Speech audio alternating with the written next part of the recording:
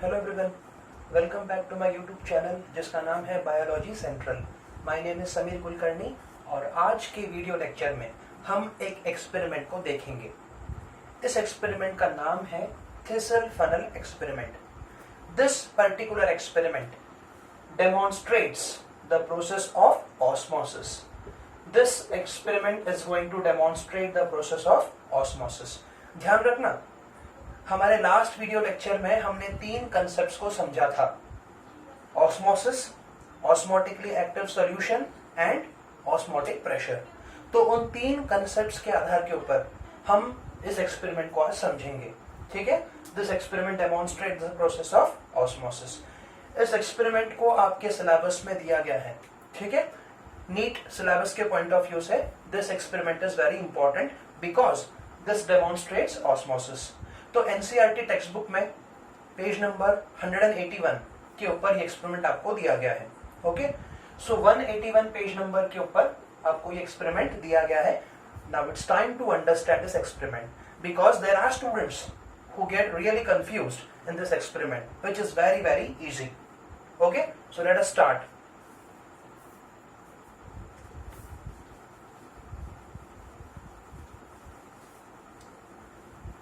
So क्या करना है इस एक्सपेरिमेंट को समझ लीजिए। पहले बहुत सिंपल है, just you have to take a thistle funnel.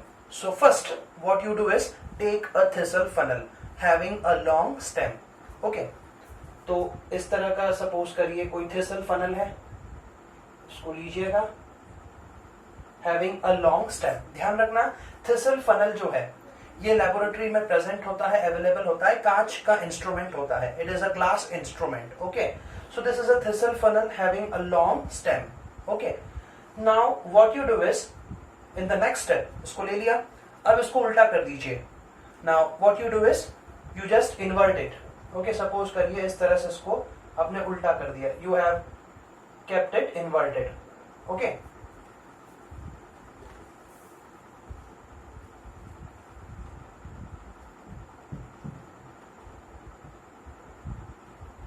ये इसका माउथ है, you have made it inverted. Okay, इसको उल्टा कर लिया आपने। अब क्या करना है आपको, इस थिसल फनल का जो माउथ है, this represents the mouth and this is the long stem. Now what you have to do is you have to cover its mouth with a paper. एक parchment paper से इस mouth को cover कर दीजिए। ठीक है, cover कर देते हैं फिर। चलो ठीक है, इसको कवर कर दिया with a parchment paper. इस पेपर को कहा गया parchment paper. Okay, this is a parchment paper. ध्यान रखिए, ये parchment paper वो पेपर होता है जिसको कॉमनली इस्तेमाल किया जाता है for cooking and baking purposes. Okay, इसकी विशेषता यह है कि it is heat resistant. Okay, ये हीट रेजिस्टेंट होता है, नॉन स्टिकी होता है। पार्चमेंट पेपर कॉमनली इस्तेमाल किया जाता है कुकिंग एंड बेकिंग पर्पसेस के लिए। वो पेपर आपको मार्केट में मिल जाता है, अवेलेबल हो जाता है। तो इसका जो माउथ है उसको आप कवर कर दीजिए, अच्छी तरह से पैक कर दीजिए। ठीक है, क्या क्या किया आपने, थिसल फनल लिया having a long stem, glass instrument होता है, इसको उल्टा कर दिया, you have made it inverted and you have covered its mouth with a parchment paper. Now अब क्या करिए, pour 10% of sugar solution into this thistle funnel. क्या करिए, 10% of sugar solution इसके अंदर इंट्रोड्यूस कर दीजिए। ठीक है, हो सकता है ये सुक्रोज सोल्यूशन आप प्रिपेयर कर सकते हैं। ठीक है, 10% ऑफ शुगर सोल्यूशन प्रिपेयर करिए और इसके अंदर आप पोर कर दीजिए। कहां से पोर करेंगे, यहां से। ठीक है, कहां तक पोर करना है, up to 1/3 of its height. तो सपोज करिए आपने क्या किया, इसके अंदर शुगर सोल्यूशन आपने डाल दिया है। Okay, up to 1/3 of its height. Suppose करिए 1/3 पोर्शन है इसकी हाइट का, तो यहां तक आपने उसको फिल कर दिया है।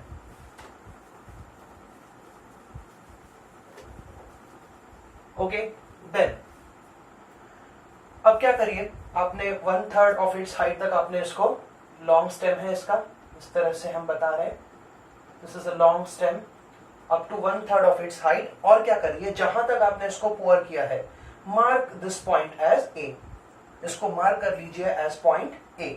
ओके, अब क्या करिए, अच्छी तरह कवर कर दिया है, शुगर सॉल्यूशन डाल दिया है, अब इसको ध्यान से उठाइए और place it in a beaker. Now place this in a beaker containing pure water. तो ठीक है, अब आपने क्या किया, इसको ठीक तरह से उठाया और एक बीकर में आपने इसको इंसर्ट कर दिया। सपोज करिए ये वो बीकर है, ये बीकर है कंटेनिंग प्योर वाटर। तो इसके अंदर आपको दिखाई दे रहा है there is pure water. Okay, there is pure water. So this is pure water, this is pure water, pure solvent. Okay, याद रखना प्रीवियस वीडियो लेक्चर मैंने बताया था वाटर के लिए इस्तेमाल किया जाएगा टर्म सॉल्वेंट, है ना। तो ये प्योर सॉल्वेंट कंटेनिंग बीकर है, इसमें आपने ध्यान से प्लेस किया इस थिसल फनल को, जिसको कवर किया गया है with a paper, parchment paper. Okay, ये शुगर सोल्यूशन है, 1/3 ऑफ इट्स हाइट तक आपने इसको फिल किया है ना, मार्क किया आपने इसको as a point.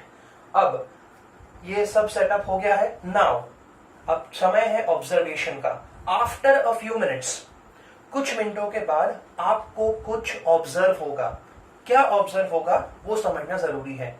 So it is observe that after a few minutes, देखा जाता है कि ये जो शुगर सोल्यूशन है जो फिलहाल इस लेवल पे है पॉइंट ए, तो पता चलता है कि इसका लेवल बढ़ जाता है, it's level increases, the level of the sugar solution inside this thistle funnel increases.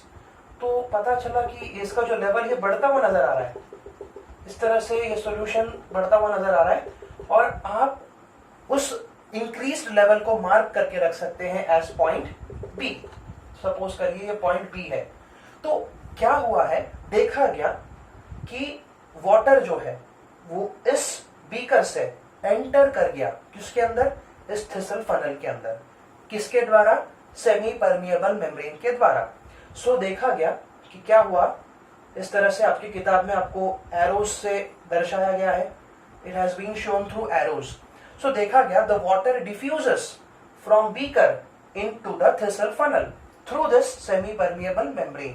मतलब ये जो पार्चमेंट पेपर है, इस पार्चमेंट मेम्ब्रेन को वाटर क्रॉस कर गया, है ना, यहां से यहां की तरफ वो क्रॉस कर गया और इस तरह से इस सॉल्यूशन का लेवल बढ़ गया, है ना, यही तो कारण होगा। और एक और चीज आप देख सकते हैं, अगर सपोज आपने इस वाटर को टेस्ट किया, थोड़ा सा अगर आपने उसको टेस्ट किया, तो आपको पता चलेगा this water's test is not sweet at all. So if you test it, the water is not sweet in test. So this water is not going to be sweet in taste. What does this mean? इसका मतलब तो ये हुआ कि ये जो solution है वो नहीं क्रॉस कर पाया, किसको, पार्चमेंट पेपर को क्रॉस नहीं कर पाया, बट यहाँ का मटेरियल यहाँ पे क्रॉस कर पाया। यहाँ का मटेरियल मतलब क्या, प्योर वाटर, पानी क्रॉस कर पाया इस पेपर को क्रॉस करके वो यहाँ पे आ गया, बराबर। बट यहाँ का कंटेंट यहाँ पे नहीं आया, इसीलिए तो आपको स्वीट टेस्ट नहीं आया ना। स्वीट टेस्ट आ जाता तो मतलब क्या बोलते हैं आप, अच्छा कुछ शुगर सोल्यूशन जो है इसको क्रॉस करके यहाँ पर आ गया है, बट अगर आपने इसको टेस्ट किया तो वो स्वीट टेस्ट का नहीं दिखाई दे रहा, मतलब पता चलता है कि वो स्वीट इन टेस्ट नहीं है, वैसे ही है जैसे इसका पहला होता था, ठीक है। तो ये सब यहां से हुआ है, सॉल्यूशन का लेवल बढ़ गया है एट अ पॉइंट बी। इसका मतलब तो यही है वाटर एंटर कर गया, कहां से कहां पर, बीकर से थिसल फनल के अंदर, ठीक है। तो इससे तीन बातें पता चलती है, कंक्लूजन्स तीन निकलते हैं। आई होप आपको ऑब्जर्वेशन समझ में आ गया हो।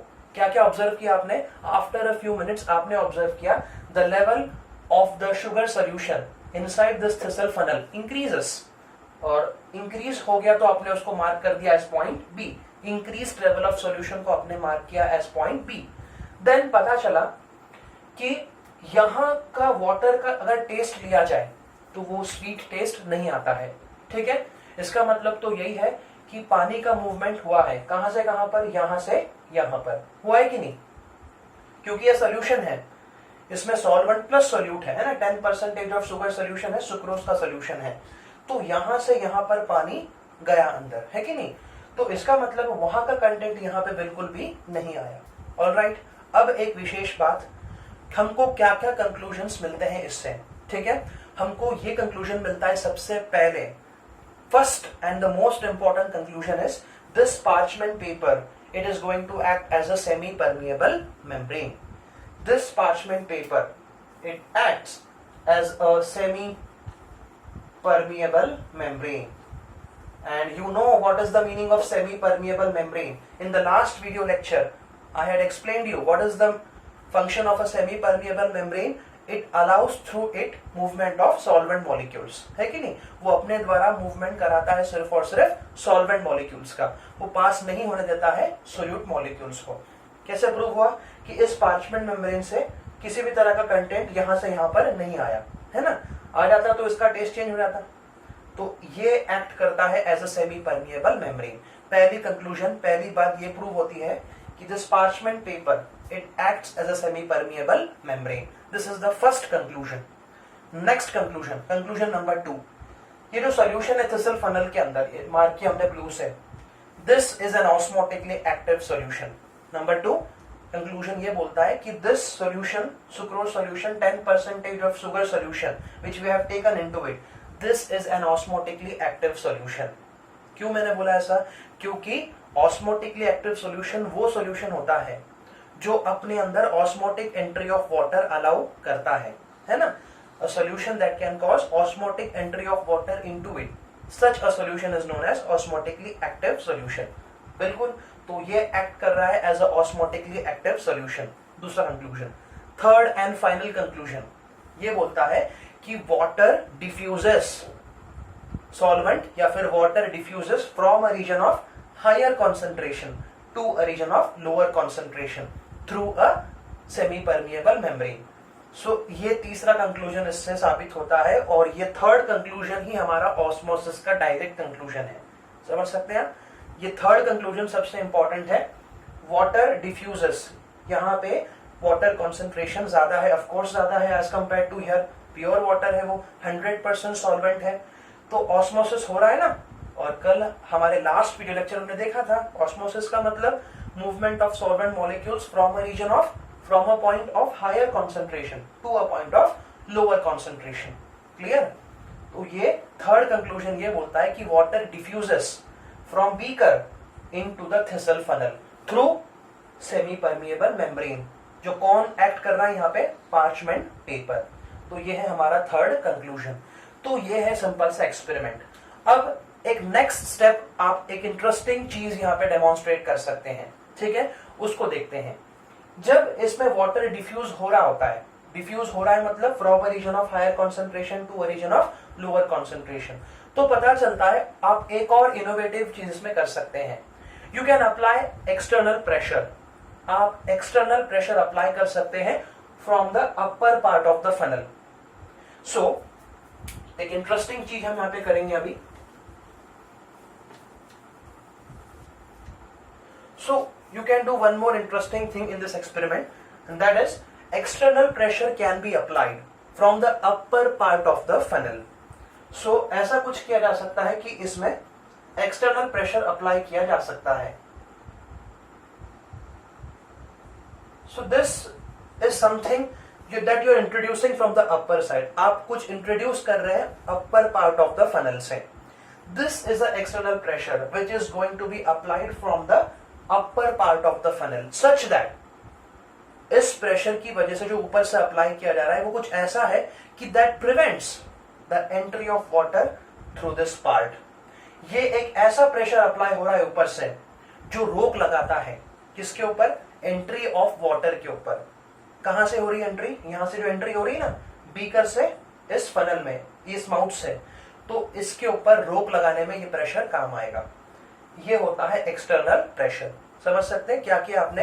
एक्सटर्नल प्रेशर आप अप्लाई कर सकते हैं. कहां से? From the upper part of the funnel such that no water diffuses from this mouth of the funnel, from beaker into the funnel, such that no water enters. तो this external pressure is nothing but what? This external pressure is nothing but osmotic pressure. So इस external pressure को हम लोग कह सकते हैं, we can call it as external pressure, है ना? वैसे तो क्या है ये? This is an external pressure, बाहरी प्रेशर जो आप अप्लाई कर रहे हैं यहां से, कुछ ऐसे कि एंट्री के ऊपर रोक लगाई जा सके, प्रिवेंट कर सके हम लोग एंट्री ऑफ वाटर। मैं क्या कह रहा हूं, this external pressure is nothing but what, osmotic pressure. और हमारे लास्ट वीडियो लेक्चर में हमने ऑस्मोटिक प्रेशर का मीनिंग देख लिया था। चलिए एक और बार देखते हैं, व्हाट इज ऑस्मोटिक प्रेशर।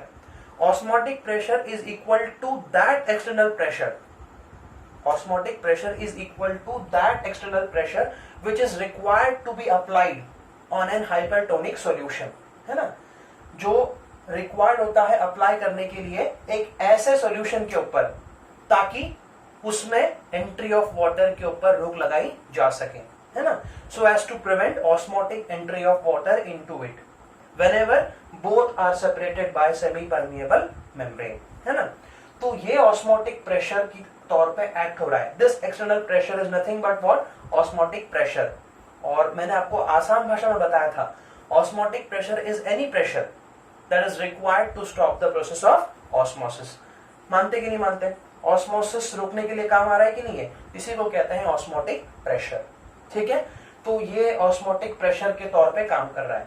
अब मैं आपको बताऊंगा एक और बात, किसी भी सॉल्यूशन में सोल्यूट कॉन्सेंट्रेशन जो होता है उसका काम होता है ऑस्मोटिक प्रेशर का। In an solution, in any solution, ये तो आपको क्लियर हो गया, एक्सपेरिमेंट समझ में आ गया आपको, वेरी इंपॉर्टेंट इट वाज। अब मैं आपको एक पॉइंट बता रहा हूं, इन एनी सॉल्यूशन, किसी भी सॉल्यूशन में the function of osmotic pressure is done by solute concentration। ये इंपॉर्टेंट पॉइंट है, किसी भी सॉल्यूशन की अगर बात की जाए सॉल्वेंट प्लस सोल्यूट, तो उसमें जो सोल्यूट कॉन्सेंट्रेशन होता है उस सोल्यूट कॉन्सेंट्रेशन का फंक्शन होता है ऑस्मोटिक प्रेशर मेंटेन करना, ठीक है। The function of osmotic pressure is done by solute concentration. Solute concentration इस तरह से हमारा ऑस्मोटिक प्रेशर मेंटेन करने में काम आता है, ठीक है। तो अब बात याद रखना, जितना ज्यादा सोल्यूट कॉन्सेंट्रेशन होगा उतना ज्यादा ऑस्मोटिक प्रेशर रिक्वायर्ड होगा। क्यों ऐसा बोला हमने, क्योंकि मैंने आपको बताया था osmotic pressure of a solution is due to concentration of solutes, है ना। किसी भी सॉल्यूशन का ऑस्मोटिक प्रेशर जो होता है वो होता है because of the concentration of solutes. तो सपोज करिए जितने ज्यादा कॉन्सेंट्रेशन इसमें सोल्यूट्स का होगा उतना ज्यादा एक्सटर्नल प्रेशर रिक्वायर्ड होगा। किस बात के लिए, रोक लगाने के लिए, entry of water from here to here. कम सोल्यूट कॉन्सेंट्रेशन होगा तो एक्सटर्नल प्रेशर भी कम रिक्वायर्ड होगा, ज्यादा कॉन्सेंट्रेशन अगर सोल्यूट्स का हुआ तो एक्सटर्नल प्रेशर ज्यादा रिक्वायर्ड होगा। इसका मतलब है संबंध बनता है किसका किससे, ऑस्मोटिक प्रेशर का सोल्यूट कॉन्सेंट्रेशन से, समझ सकते हैं। और मेरे लास्ट वीडियो लेक्चर में मैंने बताया था आपको कि ऑस्मोटिक प्रेशर किसी भी सॉल्यूशन का वो होता है due to the presence of solutes. और एक रिलेशनशिप हमने बनाया था, वो आपको ध्यान रखना, रिकॉल करना जरूरी है, वो है osmotic pressure is directly proportional to the concentration of solutes. किसी भी सॉल्यूशन में ऑस्मोटिक प्रेशर डायरेक्टली प्रोपोर्शनल होता है to the concentration of solutes. तो ये आप समझ गए, इसीलिए ऑस्मोटिक प्रेशर का संबंध किससे आ रहा है, सोल्यूट कॉन्सेंट्रेशन से। तो इसका मतलब है कि कोई ना कोई संबंध बनता है ऑस्मोटिक प्रेशर का और ऑस्मोटिक पोटेंशियल का। Osmotic potential is another term for solute potential, है कि नहीं। तो ऑस्मोटिक प्रेशर क्या है आप समझ गए। चलो एक और बार आपको मैं रिकॉल कराता हूं ऑस्मोटिक प्रेशर क्या है। वैसे ये एक्सपेरिमेंट क्लियर हो गया, सिंपल है। एक्सटर्नल प्रेशर हमने अप्लाई कर सकते हैं ऊपर से कुछ ऐसे, सच दैट कि it stops the entry of water from this part. जो अंदर डिफ्यूज हो रहा है ना उसके ऊपर रोक लगाया जा सकता है। उसके लिए क्या करना पड़ेगा, एक्सटर्नल प्रेशर अप्लाई करना पड़ेगा, ठीक है। So this external pressure is nothing but what, osmotic pressure which is required to stop the osmotic entry of water, ठीक है। तो चलिए एक और बार मैं आपको बता रहा हूं osmotic pressure.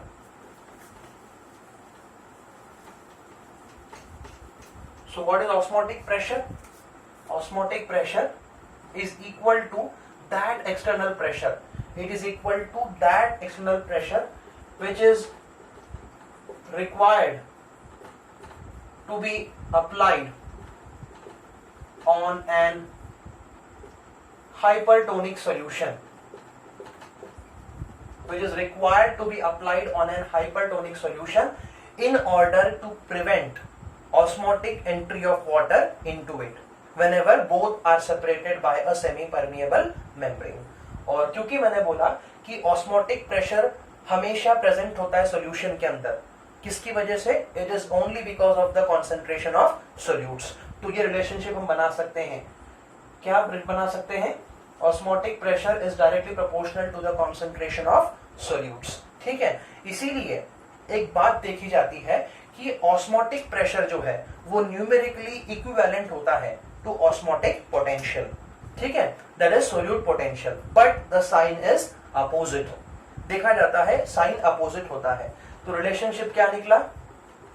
Osmotic potential is equal to osmotic pressure, but the sign is negative. क्यों? Because osmotic pressure is the positive pressure that is being applied, क्योंकि osmotic pressure is the positive pressure that is being applied and osmotic potential its value is always negative. तो ठीक है, ये relationship आपको ध्यान रखना है। Numerically the value of osmotic potential it is equivalent to osmotic pressure, but the sign is opposite. क्यों? Reason? Because osmotic pressure is the positive pressure applied while osmotic potential's value is negative। ठीक है, ये relationship बनता है osmotic potential it is equal to minus of osmotic pressure. इसको अगर हम sign से रिप्रेजेंट करें तो इस तरह से रिप्रेजेंट किया जा सकता है। ओके, ये रिप्रेजेंट करता है ऑस्मोटिक पोटेंशियल या फिर solute potential, one and the same, equal to minus of osmotic pressure represented by pi. Okay, sign. तो इस तरह का एक्सपेरिमेंट है ये thistle funnel experiment. I hope this experiment is clear to you, very easy. इस experiment से कई तरह के क्वेश्चंस बन सकते हैं, वो आपको सॉल्व होने में बहुत इजी हो जाएगा। ओके, पढ़ाई करते रहिए, मेहनत करते रहिए। Thank you.